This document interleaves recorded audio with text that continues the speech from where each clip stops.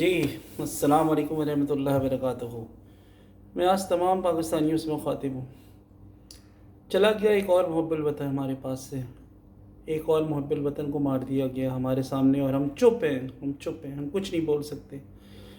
ہمیں ڈر ہے، اس بات کا کہ ہم کچھ بولیں گے تو ہمارے ساتھ پتہ نہیں کچھ نہ ہو جائے، اور اسی ڈر کی فائدہ اٹھا کر یہ لوگ ہمارے ساتھ اسی طرح کرتے رہیں گے، ہمارے ساتھ زندگی بھر، اور ہم اسی طرح غلاموں کی زندگی گزارتے رہیں گے۔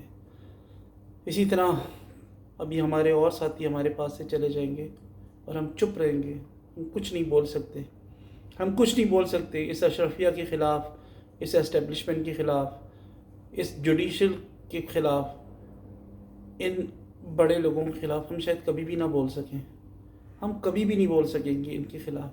مجھے تو اپنے صحافی بھائیوں کے اوپر بڑا افسوس ہوتا ہے، بڑا دکھ ہوتا ہے ان صحافیوں کے اوپر کہ جس مریم نواز نے توہین کی ہے ہمارے ارشد شریف بھائی کی، وہی صحافی دوبارہ اسے جا کر سوالات پوچھتے ہیں۔ اگر میں صحافت میں ہوتا نا تو میں مریم نواز کی شکل نہیں دیکھنا چاہتا تھا، میں اس سے کبھی زندگی میں سوال نہیں کرتا، کسی قسم کا بھی اس کی کوریج کبھی میں کرنا ہمیشہ کے لیے چھوڑ دیتا، کیونکہ اس نے میرے صحافی بھائی کے ساتھ جو کچھ کیا ہے اپنی ٹویٹ کے اندر، ایسا تو کوئی دشمن کے ساتھ بھی نہیں کرتا ہے۔ اس کے باوجود میں کیا کہوں ان صحافی بھائیوں کو، میں کوئی غلط الفاظ بھی استعمال نہیں کرنا چاہتا ہوں یہاں پہ، کہ وہ دوبارہ سے اس کے پاس گھس رہے ہیں۔ ان صحافیوں کو تو یہ چاہیے تھا کہ اس کے منہ کے اوپر جا کر مریم نواز سے کہتے کہ تم سے اب ہم کبھی زندگی میں سوال نہیں کریں گے، تمہیں ہم کبھی کوریج نہیں دیں گے کہ تم اس قابل ہو نہیں، تم نے ارشد شریف کا مذاق اڑایا ہے، تم نے اس کے لیے جو ٹویٹ کیا ہے وہ زندگی میں شاید ہی کسی نے کسی کی مرے ہوئے شخص کے لیے کیا ہو۔ تم تو اتنی بغیرت ہو کہ تمہیں یہ بھی احساس نہیں ہے کہ تم کس کے لیے کیا بول رہی ہو۔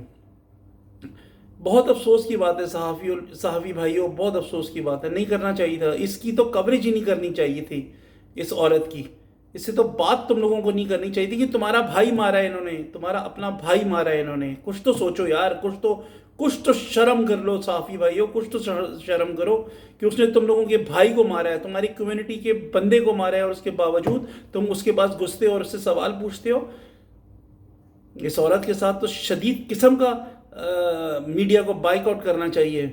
میڈیا کا بندہ اور شریف بندہ، نہایتی شریف بندہ ہے، نہایتی بہترین صحافی اس دنیا سے چلا گیا ہے، اور اس کے بارے میں جو یہ خیالات رکھتی ہے، سوچو یہ اپنے ورکرز کے بارے میں کیا خیالات رکھتی ہوگی۔ اس کے علاوہ میری ایک بات سمجھ میں نہیں آتی کہ گورنمنٹ جو ہے اتنا کچھ ہونے کے بعد والیوم 10 کھولتی کیوں نہیں ہے۔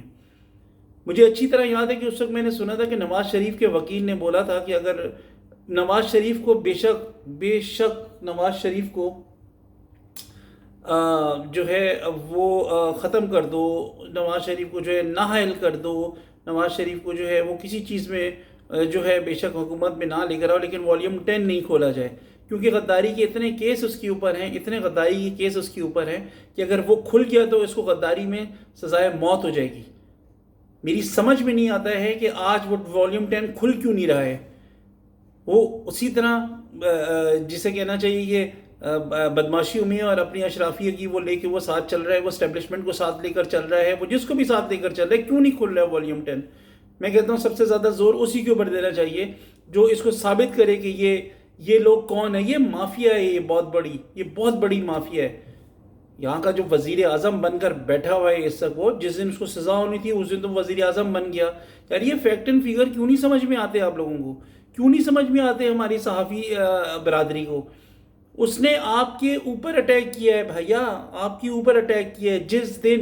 جس دن یہ اس کی خبر آئی ہے اس دن نواز شریف اور اس کی بیٹی مریم کیا کر رہے تھے؟ اس وقت وہ دیوالی منا رہے تھے، دیوالی کا کیک کاٹ رہے تھے اس وقت۔ یار آپ لوگوں کو شرم نہیں آتی ہے؟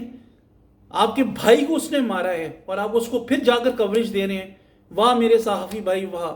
میں کیا بولوں اپنی جوڈیشری کو، اور میں کیا بولوں اپنے میڈیا کو؟ یار خدا کی قسم ہے یار، مجھے تو سوچیں کہ کسی نے آپ کو بھائی مار دیا ہو اور آپ پھر اس کے جا کر اس سے ویوز پوچھ رہے ہیں کہ اس کے ویوز کیا ہیں، تو دیکھ لیا اس کی ٹویٹ میں اس کی ویوز کیا ہیں۔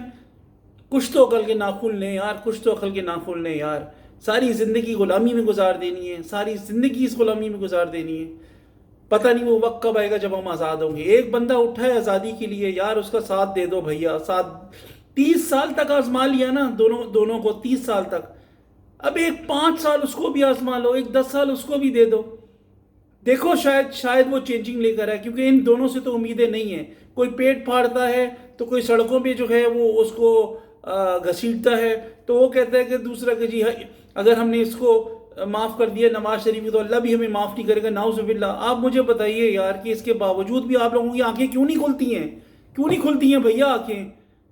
کون سا ایسا پردہ پڑ گیا آپ لوگوں کی آنکھوں پہ اوپر؟ سمن بکمن امیون ہو گئے ہیں آپ لوگ سب لوگ. اور خدا کے لیے، اللہ کے واسطے، خدا کے لیے، اس ملک کے لیے، اس قوم کے لیے، آنے والے فیوچر کے لیے، اپنے بچوں کے لیے نکلو. اللہ کے واسطے نکلو اللہ کے واسطے، ورنہ یہ تمہیں مار دیں گے. یہ لوگ، یہ تمہیں نہیں چھوڑیں گے. خدا کے لیے، اللہ کے واسطے کچھ کرو، کچھ احتجاج کرو، آواز اٹھاؤ. یا صرف ان لوگوں نے تمہیں بجلی کے بل، پانی، گیس کے بل، اتنی الجھنوں میں تم لوگوں کو الجھا دیا ہے کہ تم لوگ جو ہے اپنے موٹیو سے ہٹ چکے ہو، اپنے کازز سے ہٹ چکے ہو تم لوگ. یار خدا کے لیے، اللہ کے واسطے پلٹو اللہ کے واسطے پلٹو.